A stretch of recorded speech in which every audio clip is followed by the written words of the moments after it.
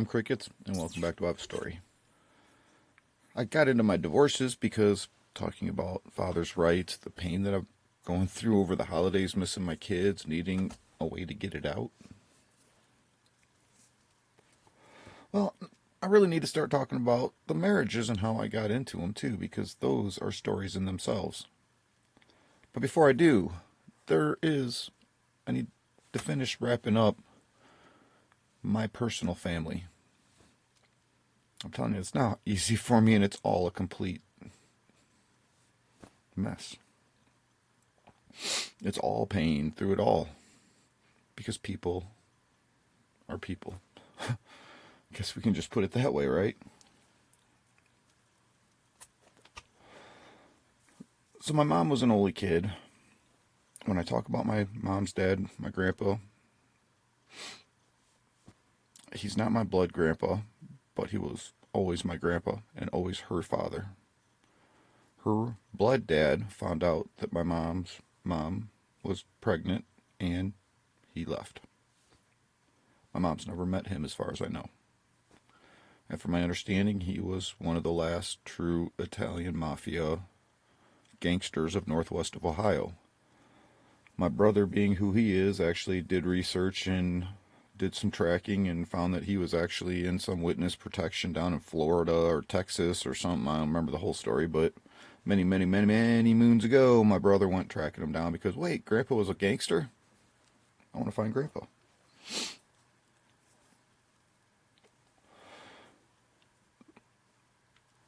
My mom was an only kid, so there's nothing to talk about. And the rest of her mom's family and the family of my grandpa, the only member of my grandpa's family that I ever known and remember and really knew of, I had great grandparents who passed away when I was young. And my grandpa had a twin brother who lived down in Texas, I believe, or Florida again. It's kind of funny how the grandparents end up down there. But I only remember meeting him once, twice, maybe 3 times, my grandpa's brother. How'd that song go? Oh, wait. I try to add humor in. Sorry, people. It's the only way I can deal with a lot of the pain. So I only ever met him a few times, and my mom's side were fairly well-off people, and whatever took place in our families at my young of an age, I don't know, but we didn't get to see them. Very, very seldom. Handful of times.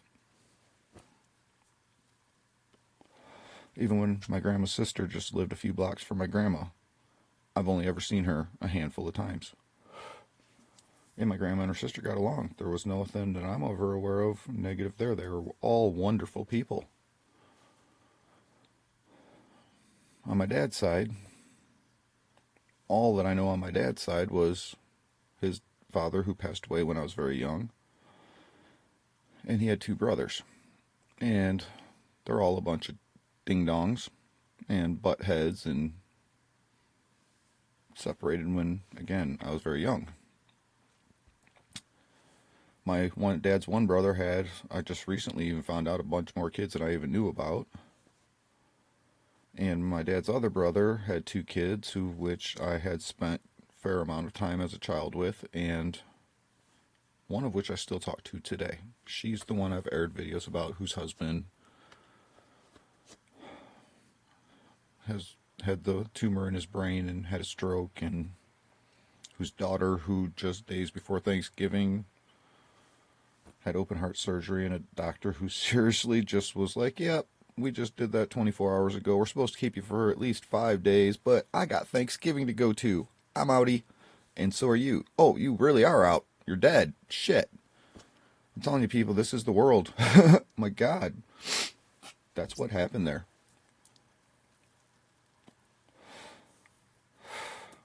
So on top of that, my mom had a friend who adopted us as they were our aunt and uncle and my cousins. And they're really what I knew as cousins and aunt and uncle.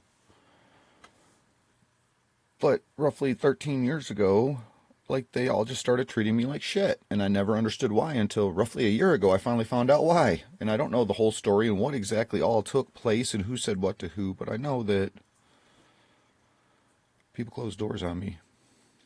People were very rude and mean to me. And I never understood why until recently. One of the things I gotta say is this is the cousin that I was the closest to and spent the most time with. I helped, and it was a big, huge part of him building a beautiful custom log home after his burnt down, which, in the story of that, my son and I spent the night at his house the night before it burnt down, and while we were off at Christmas the next day, my son and I spent Christmas Eve at their house, and the next day at Christmas, while everybody was off at their family events, their house burnt down. Another place where a professional did something wrong and it burnt their house down. Part of why I hate the word professional. I've seen too much of it bad in my life that doesn't mean anything to me before common sense. That means something.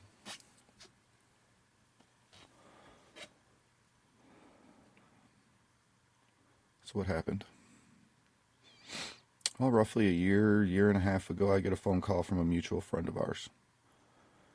He said, Jason, you never guess what I just heard. Remember all the way back then when he thought you stole his wallet? No, I never knew nobody said a word to me that he thought I stole his wallet. He goes, wait, no, you didn't even know this was going on? I'm like, no, I did not know that he thought I stole his wallet. He said, oh yeah, well, he just gave me a call and said that he was finally cleaning up his workshop and found his wallet. And the reason he treated you the way he did and closed the door on you was because you were there the day his wallet came up missing and he thought you stole it.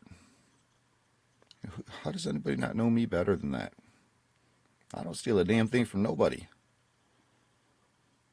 I had asked a friend for a piece of scrap metal that was laying out in his yard for years and said, hey man, I know you weren't home. I found this piece of scrap metal, and I sent him a message and said, can I use it? He laughed. He goes, dude, it's a piece of scrap metal. And I said, yeah, but I won't even take that without asking your permission. I don't care if I found a tin can in your yard. I'm going to ask you before I take it. But he thought I stole his wallet. I guess what really happened was the barn cats were playing with his wallet while we were working and knocked it off behind the bench. And 13 years later, he finally cleaned his workshop and found it. Was that why the last time I talked to his sister, I was trying to help her fix her bathroom when the professional, again, who came in to do the plumbing and fix her bathroom that was damaged, screwed it all up and then abandoned her with a screwed up bathroom on top of what was already a mess? I offered to come in and fix it for her for free and help her out because that's what I do. And she shut the door on me. And I never understood why. Well, was it because her brother told her that I stole his wallet? I am still sitting here today, 13, 14 years later, now just looking back going, wait, trying to figure out all the stuff that took place all the way back then over something I never did. Now provable. I didn't do it because it was there. His money's still in it. Everything's still in his wallet. I didn't even take his money and throw it behind there and hope that he didn't find it. No, I didn't touch it. But guess what? I still haven't talked to anybody in that family in 13, 14 years. The last time I tried talking to my aunt, I wished her a happy birthday, and I got no response.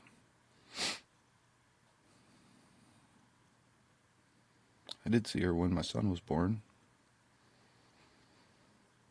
because she delivers babies at the hospital. I don't want to go on that road. So, to put things short, and there's really honestly something else I want to talk about it, because I talk about my Seek the Lord Sunday and religion and the people who were religious in my life. The person closest to me and the most religious in my life was that cousin. I asked him to go to church with him, even after I've been to other churches and had been going to church. But even before he thought I stole his wallet, he wouldn't let me go to church with him. And I never understood. He was embarrassed to take me to church.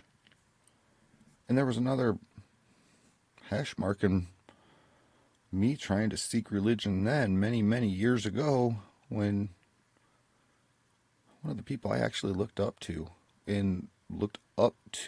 because of the religious status and looked up to for the religious status, yet again shut a door on me. Because what? They were felt like I might embarrass them.